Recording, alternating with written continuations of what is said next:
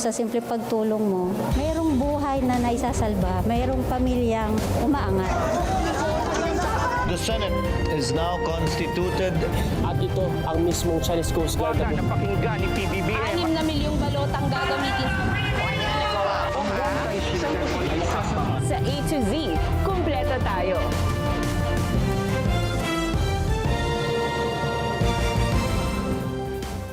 Luzon, Visayas, Mindanao at buong mundo. Ngayon ay Martes, March 24, 2026. Ako si Barbie Mulak at ito ang balitang A to Z. Pangulong Bongbong Marcos Jr. nagdeklara na ng State of National Energy Emergency dahil sa epekto ng sigalot sa Middle East. Fuel subsidy mula sa gobyerno para sa mga bus operator. Sinimulan ng ipamahagi. Sensitibong balita. Bangkay ng babaeng nakabigti sa isang compound sa Pasig City natagpuan. Sa showbiz, mga kandidata ng Miss Universe Philippines pinainit ang labanan sa swimsuit competition sa Boracay. At Lea Salonga, muling pahahangain ng global fans sa Les Miserables sa Singapore.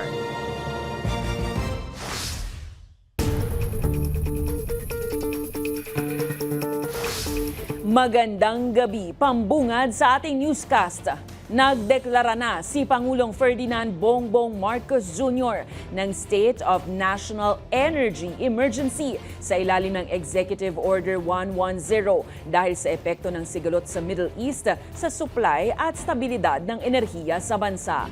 Kasabay nito, ipinatupad ng pamahalaan ang Uplift o Unified Package for Livelihoods, Industry, Food and Transport bilang whole of government response para matiyak ang tuloy-tuloy na supply ng enerhiya, serbisyo at aktibidad sa ekonomiya lalo na para sa mga vulnerable sector. Bubuuin din ang Uplift Committee na pamumunuan mismo ng Pangulo kasama ang mga kalihim ng energy, transportation, social welfare, agriculture, finance, budget at Department of Economy, Planning and Development o DepDev.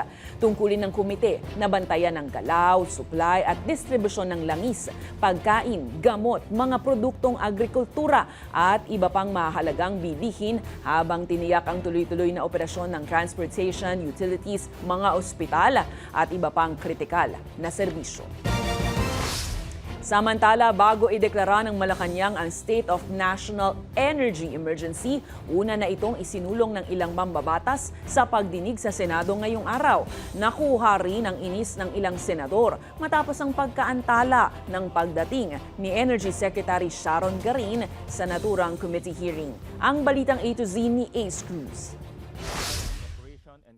Naniniwala ang ilang senador na panahon na para deklara ng Malacanang ang State of National Emergency. Mag-iisang buwan mula nang sumiklab ang labanan sa pagitan ng US, Israel at Iran. Gate ng mga senador sa unang pagdinig ng Committee on Proactive Response and Oversight for Timely and Effective Crisis Strategy na apektado na ang presyo na lang bilihin, kita ng PUV drivers at iba pang gastusin dahil sa makakasunod na mega oil price hike. Kailangan ng pamahalaan ng mas malawak na kapangyarihan upang agad-agad na matugunan ang krisis na ito. Sa parang ito, mapipigilan ng gobyerno ang pagtaas ng presyo ng ilang essential goods gaya ng ipinatupad ng COVID-19 pandemic. Pinatututukan naman ni Senator J.V. Ejercito sa pamahalaan ang kalagayan ng middle-class income earners na bubuo ng 40% ng populasyon. Sila rin po ang sumasalot mapasan sa bigat ng krisis na itong ngunit walang nakalaang ayuda para sa kanila. Una nang sinabi ng Malacanang na wala pang krisis sa Pilipinas, sa halip may tuturing na price disruption lamang ang nangyayari. Dapat aminin na ng Malacanang gaano ba talaga kabigat ang sitwasyon? At ano na ba ang eksaktong plano ng gobyerno kung lumala pa ito? Dahil ang kailangan ng bansa ngayon ay malinaw at agarang solusyon. Uminit naman ang ulo ni Senador Loren Legarda dahil wala sa pagdinig si Energy Secretary Sharon Garin dahil may pulong sa palasyo. Sa halip, ilang opisyal lang ng ahensya ang pinadala. Sekretary nga ninyo wala dito eh. kung anong pamumulitik ang ginagawa na naman ng sekretary nyo. Napatayo pa sa kanyang upuan si Legarda ng kastiguhin ang ilang energy officials. Sinisika na ilang opisyal ang Senado kung bakit hindi nabigyan ng congressional approval ang hiling na dagdag budget ng Philippine National Oil Company dahil nag-break na ang sesyon ng Senado. Gusto nyo Holy Week, magtrabaho tayo dito eh. Darating lahat ng sekretary.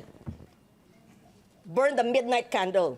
Walang labasan sa kwarto hanggang hindi nakita ang pagtulong sa itang tao. Pero huwag niyong sasabihin na nag-break kami, kaya hindi napasa yung hiniling ng DOE na congressional approval. Pasado 1:00 na ng hapon na dumating sa pagdinig si Garin na sinigurong walang dapat ikabahala sa supply ng langis sa bansa sa kabila ng pagkabagabag ng consumers sa walang awat na pagsirit ng presyo nito. We have been assured by the next delivery, but that's assuming that the things stay the same, stay the same next month. But if things escalate and prolong, then we have to address that all over again, and that's why PNOC is trying to diversify the sourcing. Aminado naman ng Department of Agriculture na may epekto ang mataas na presyo na langis sa transportation cost ng bigas, manok, baboy at iba pang bilihin. Batay sa pag-aaral ng Department of Economy, Planning and Development, posibleng umakyat sa hanggang 8.6% ang inflation rate ng bansa sa mga susunod na buwan mula sa original na baseline inflation forecast sa 3.6% para sa 2026 nung hindi pa sumisiklab ang Middle East crisis. Para sa Balitang A to Z, Ace Cruz. Kaugnay niyan, hinihikayat naman ng isang ekonomista ang Pangulong Marcos na ideklara na ang state of economic emergency sa bansa dahil anya nasa krisis na ang Pilipinas sa gitna ng mataas na presyo ng langis. Ayon sa ekonomistang si Emmanuel Leco, dapat kumilos ng mabilis si Pangulong Marcos para tugunan ang epekto ng pagtaas ng langis sa mga pamilya, sa mga micro, small and medium enterprises at maging malalaking negosyo. Git niya, maaaring magpataw ang estado ng price ceiling sa mga pangunahing produkto tulad ng bigas at petrolyo kapag may ganitong krisis para hindi lalo mabigatan ang publiko. May batayan din ito sa Oil Deregulation Law na may mga sitwasyong pinapayagan ng mas malakas na pakikialam ng pamahalaan sa operasyon ng downstream oil industry lalo na sa panahon ng emergency. Ang nangyayari po kasi ngayon, ang pamahalaan kahit na po sa harap ng napakatinding krisis, nakikiusap pa rin. Pagka po nagdeklara ng immediate declaration ng economic emergency, agad-agaran yan.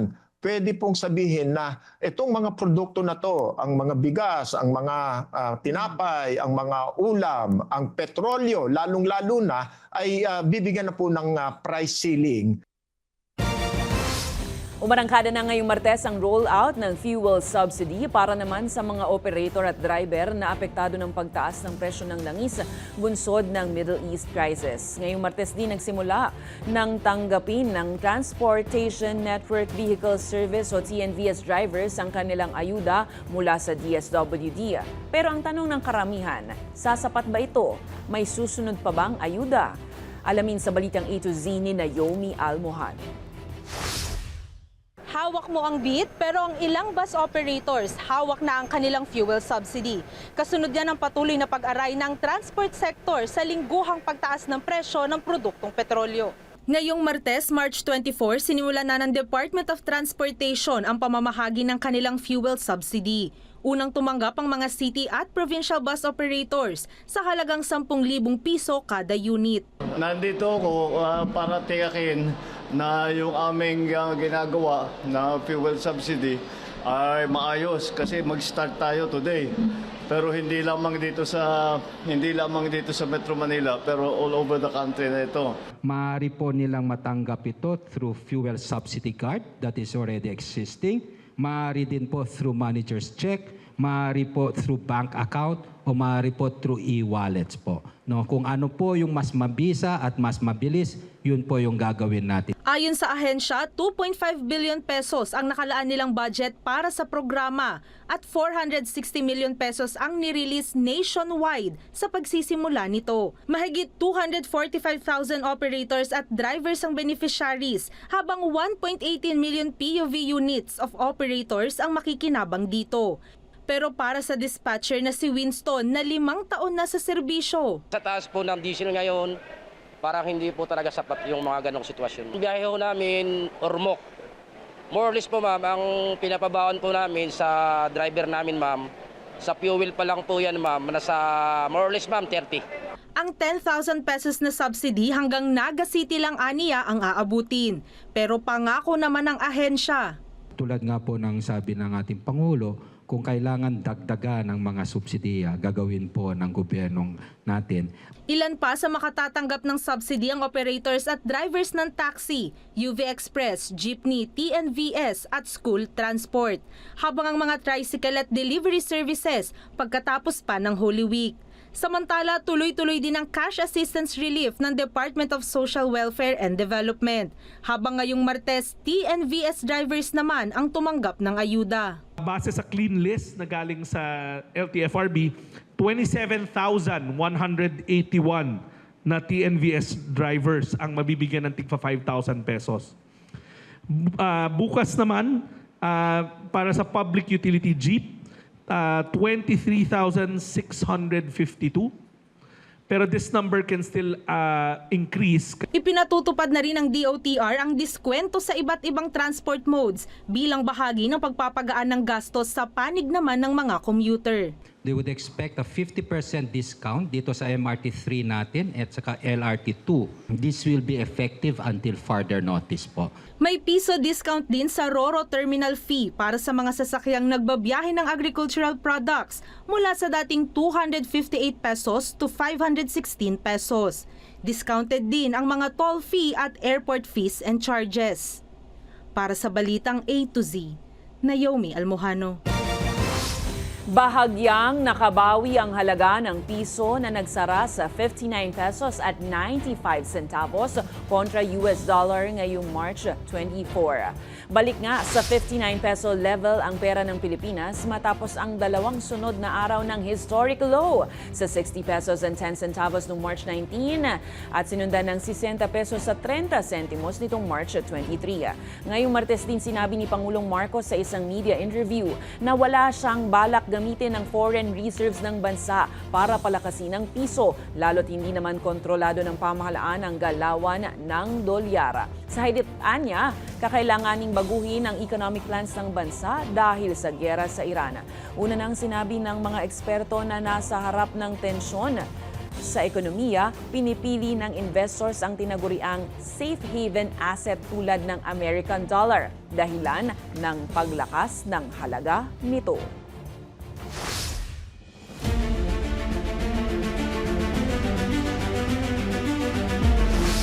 Kinumpirma ng kampo ni Vice President Sara Duterte na hindi dadalo ang ikalawang Pangulo sa hearing proper ng House Justice Committee ukol sa kinakaharap na mga impeachment complaint.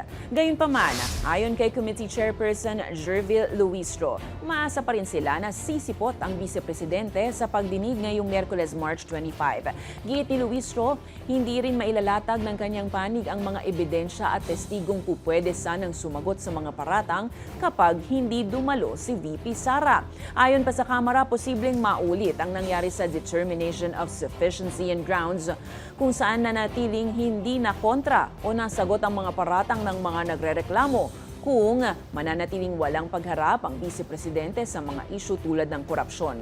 Pero kung hindi naman dumalo sa unang araw, sinabi ng House panel na patuloy pa rin nilang iimbitahan si VP Sara sa mga susunod na hearing. Kung hindi dadating ang Vice Presidente sa hearing proper, it is almost the same, no? No evidence will challenge, controvert, or refute the allegations or evidence which will be presented by the complainant, no? And it will be, should I say, to the disadvantage of the Vice President, no? Sayang yung opportunity na pwede niya sanang i-question ang ebidensyang ilalatag ng complainant.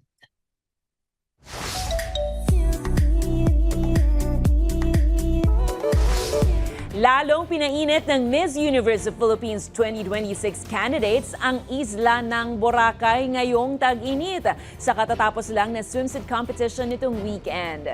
Sizzling at sexy babes ang atake. Pasabog ang aurahan ng mga reyna sa pasarela. Suot ang kanilang floral two-piece swimwear. Stand out sa rampahan ng ilang piling kandidatang pasok bilang Aqua Boracay 2026 Angels o face ng resort. Tulad ng mga frontrunners na sina Nicole Borromeo ng Cebu Province, Roxy Baines ng Baguio, Bea Milan ng La Union at Alison Hetland ng Pampanga. Sino kaya ang magiging pambato ng Pilipinas sa Miss Universe stage sa Puerto Rico? Magaganap ang gabi ng koronasyon sa darating na Mayo 1 sa Mall of Asia Arena sa Pasay City.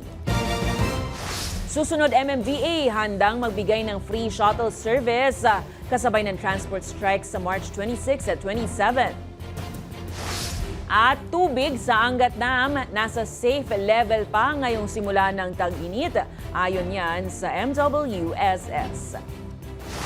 Diyan lamang po kayo magbabalik ang Balitang A to Z.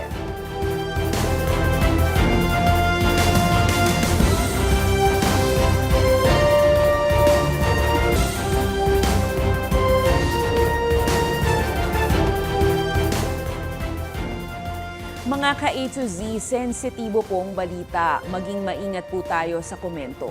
Narecover ng pulisya ang bangkay ng isang babaeng nakabigti sa isang compound sa Barangay Santolan, Pasig City. Isa sa ilalim ng pulisya sa autopsy at DNA analysis ang katawan para matukoy kung ito ay ang 15 anyos na babaeng naiulat na nawawala noong March 18. Ang Balitang A to Z ni Kim Salinas. Nagulantang ang mga driver sa tricycle terminal sa Barangay Santolan, Pasig City matapos umalingasaw nitong Lunes, March 23 ang kakaibang amoy. Parang yung amoy daga, patay na daga, sir. Kasi pag ano ng hangin eh. Habang nakapila kami dito, sir, talagang naamoy na. Ayon sa Pasig PNP, natagpuan pala sa kalapit na pribadong compound ang bangkay ng isang babaeng nakabigti sa puno. Agad na nirecover ng PNP scene of the crime operatives ang bangkay. We cannot say na minor because it is already on the active state of decomposition. Nung natagpuan po siya sa isang compound, unfortunately may nakabigti. Iniimbestigahan ngayon kung ang natagpuang bangkay ay ang dalagitang inireport na nawawala noong March 18 at pinaghahanap ng kapulisan. Sa police blotter ng Pasig PNP, na batay mismo sa report ng ama, hindi na umuwi ng bahay ang 15 anyos na si Isabel Sofia Tablate at nagpaalam lamang sa pamamagitan ng video message. Huling nakita ang dalagita sa footbridge ng Santolan patungo sa isang mall sa Marikina. Pero sa ngayon, hindi pa matukoy ng Pasig PNP ang pagkakakilanlan ng bangkay na natagpuan. It will be subjected for autopsy to determine the cause of death and for DNA test analysis and dental records check so that ma-confirm po natin yung identity. Bagamat may mga sinyalis ng pagbigti, hindi pa matukoy ng pulisya kung may nangyaring foul play. Ayon sa mga opisyal ng Barangay Santolan, Pasig, sinisikap nilang paigtingin ang pagpapatrolya para sa seguridad ng mga residente. We are doing our best. We are doing our work para mas mapalakas pa yung security and peace and order measures natin. Yung barangay security force natin, ginawa nating strategic and deployment kahit limitado sila. Sinikap ng Balitang A to Z na makausap ang ama ng dalagitang naiulat na nawawala, ngunit walang sagot sa ngayon sa tawag ng news team. Patuloy naman ang investigasyon ng PNP Criminal Investigation and Detection Group. Para sa Balitang A to Z, King Salinas.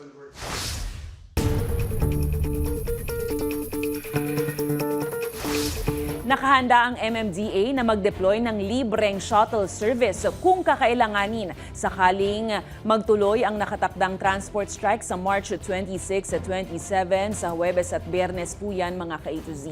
Ayon kay MMDA General Manager Nicolas Torre III, nakahanda ang kanilang mga sasakyan para tulungan ang mga commuter kung may masustranded dahil sa tigil pasada. Pero giit ng ahensya, ayaw nila munang manghimasok hanggat maaari at nauunawaan nila ang hinaing ng mga nagpoprotesta. Samantala, naghahanda na rin ang MMDA sa inaagsahang pagdagsa ng mga bibiyahe palabas ng Metro Manila sa papalapit na Semana Santa. Napansin din ng ahensya ang bahagyang pagbawas ng mga sasakyan sa mga pangunahing kalsada sa Metro Manila kasunod ng pagtaas ng presyo ng langis. Samantala, hinihikayat din ng ahensya ang publiko na subukan ang mga alternatibong paraan ng pagbibiyahe tulad ng mga tren, EDSA carousel, pagbibisikleta at maging paglalakad.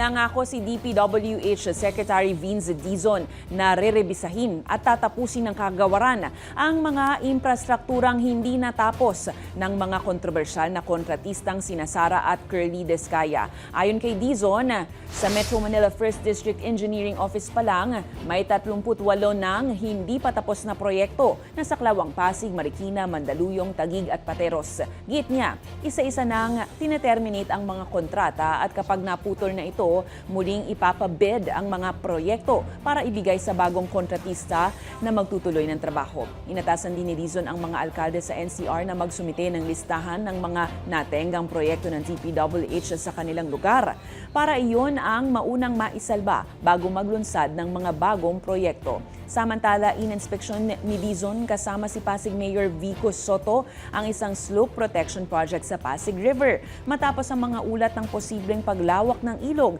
sa ilalim ng mga umiiral na flood control structure. Target ng DPWH na matapos ang dalawang bahagi ng proyekto bago dumating ang tag-ulan. Ang gap 2 kilometers pa hanggang Napindan, hanggang boundary na ng Pasig tsaka ng Taguig. Ang problema, walang pondo yon. So, yun ang pipilitin nating pondohan ng todo na. No? So, kung kayang tapusin niya ng 1 taon, popondohan na natin ng 1 taon. No? Para, hindi na yung patsi-patsi. Papasalamat ako kay Sec Vince sa DPWH ngayon dahil tinitingnan nila, nag-i-inspect sila habang hindi pa tapos. No? So habang hindi pa tapos yung mga kontrata, at least makita na kung may deficiency o may kailangan improve. Update naman sa malversation case kaugnay ng road dike project sa Nauhan Oriental, Mindoro. Tumanggi ang mga abogado ng mga dating opisyal ng DPWH Mimaropa na i-cross-examine ang state witness na si Henry Alcantara sa malversation case kaugnay ng road dike project sa Nauhan Oriental, Mindoro. Ayon sa depensa, hindi umano mahalaga ang judicial affidavit ni Alcantara dahil wala itong direktang banggit sa proyekto sa Oriental, Mindoro at wala ring personal na kaalaman siya sa mga proyekto ng DPWH sa Mimaropa. Gayunpaman, pinayagan pa rin ng Sandigan Bayan 6th Division sa pamumuno ni Associate Justice Sara Fernandez ang testimonya ni Alcantara dahil kailangan tingnan ang kabuuang larawan o totality ng kaso. Paliwanag ng prosecution, hindi iniharap si Alcantara bilang opisyal ng DPWH Bulacan, kundi bilang witness sa mga umano'y pag-uusap nila ni dating Congressman Zaldico na maaaring magpakita na nananatili itong sangkot sa negosyo sa konstruksyon. Nakatakda naman sumalang sa witness stand sa April 7 ng isang kinatawan ng Anti-Money Laundering Council o AMLAC para sa susunod na bahagi ng pagdinig.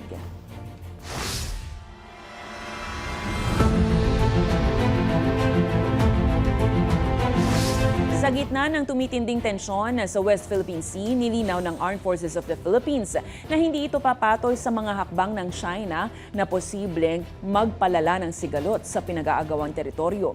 Ayon kay Rear Admiral Roy Vincent Trinidad, may paraan ng pag-iisip sa digmaan ang China na tila pinipilit ang Pilipinas na maunang pumutok o mag-escalate ng sitwasyon. Git ni Trinidad, mananatiling nakabatay sa batas ang mga aksyon ng AFP.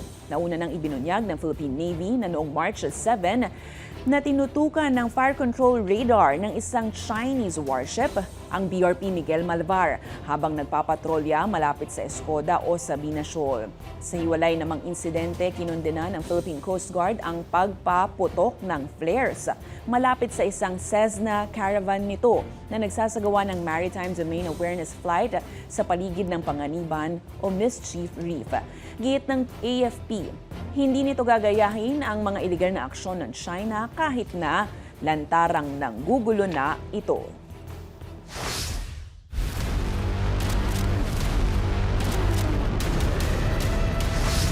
Muling nagpakawala ng bagong bugso ng missile ang Iran laban sa Israel. Ilang oras matapos sabihin ni US President Donald Trump na maganda ang usapan para tapusin ang digmaan. Ayon kay Trump, may kausap umano ang kanyang administrasyon na isang mataas na opisyal ng Iran at nagbabala pa na kung hindi magtatagumpay ang usapan sa loob ng 5 araw ay magpapatuloy ang pambobomba. Itinanggi naman ng Tehran na may nagaganap na negosasyon at tinawag pa nila ang mga pahayag ni Trump na tinatangkang galawin ang oil at financial markets. Sa Tel Aviv, sugatan ng 6 na katao sa pagsabog. Samantala, inamin ni Israeli Prime Minister Benjamin Netanyahu na naniniwala si Trump na may pagkakataon para sa isang kasunduan. Pero giit niya, tuloy ang pag-atake ng Israel sa Iran at sa Lebanon.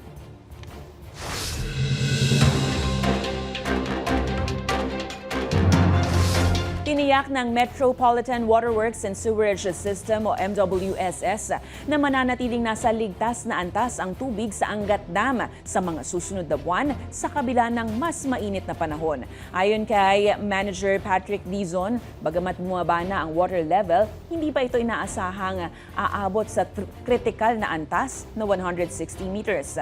Ngayong Martes, nasa 199.86 meters ang water level ng Angat Dam.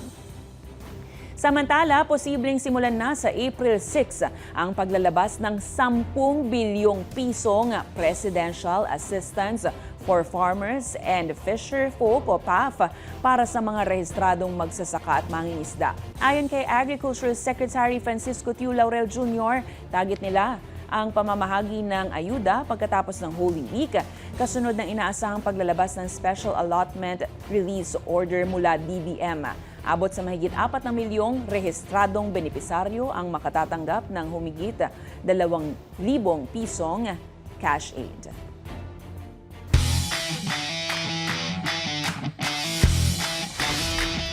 Hi! Nagtapos na ang Miami Open Run ni Filipina tennis star Alex Ayala matapos ngang pataubin ni world number 14 Karolina Muchova ng Czech Republic sa round of 16. Tinapos ni Muchova ang laban sa score na 6-0, 6-2 dahil sa malinis na hataw, matalinong diskarte at halos walang patid na kontrol sa buong match. Hirap si Ayala na makahanap ng rhythm pero nanatiling kalmado at matalas si Muchova hanggang maisara ang match. Aminado naman ang ating pambato na hindi niya naipakita ang pinakamahusay niyang game, lalo't malaking bahagian niya ng laro ang kanyang kalaban. Gayunpaman, dahil sa pagpasok sa round of 16, abot naman sa mahigit 6 million pesos ang prize money na naiuwi ni Ayala. Sasabak siyang muli sa susunod na laban sa clay court season. Kaya laban lang! At on to the next game, Alex! Sa aming pagbabalik, Lea Salonga muling gaganap sa Les Miserables sa Singapore. Susunod na yan dito lang sa Balitang A to Z.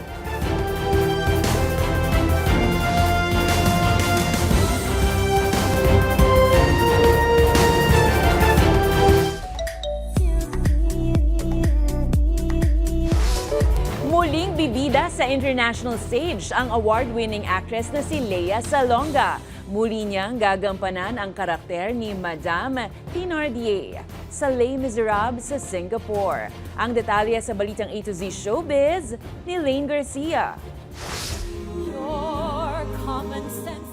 World-class performance talaga. Kaya naman siguradong excited na ang theater fans sa muling pag-arangkada ni Tony Award-winning actress Lea Salonga sa international stage para sa Les Miserables The Arena Spectacular sa Singapore. Gagampanan muli ni Lea ang papel bilang Madame Thénardier, isang karakter na una na niyang ginawa sa Manila run ng concert version ng Les Miserables.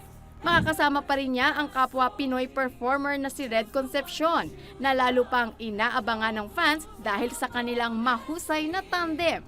Samantala, hindi na makakasama sa produksyon si Rachel Ann Go na naging bahagi rin ng unang pagtatanghal. Matatandaang hinangaan din ng bonggang-bongga ang Broadway star nang gampanan niya ang role na Eponine and Fantine sa Les Miserables. Si Leia ang napiling gumanap na Eponine sa 10th anniversary concert sa London's Royal Albert Hall noong 1995 at sa mismong Broadway musical play.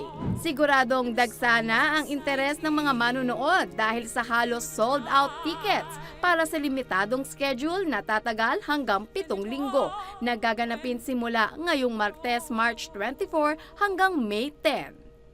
Para sa Balitang A to Z Showbiz, Lane Garcia.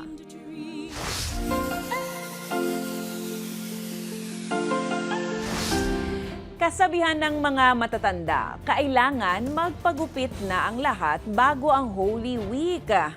Paniwala nila baka masugatan kapag next week pa. Pero paano kung ang barbero, ginugood time ka pa kahit sa pag-ahit ng bigote mo? Panoorin. Nilalay na din dito mo, pre?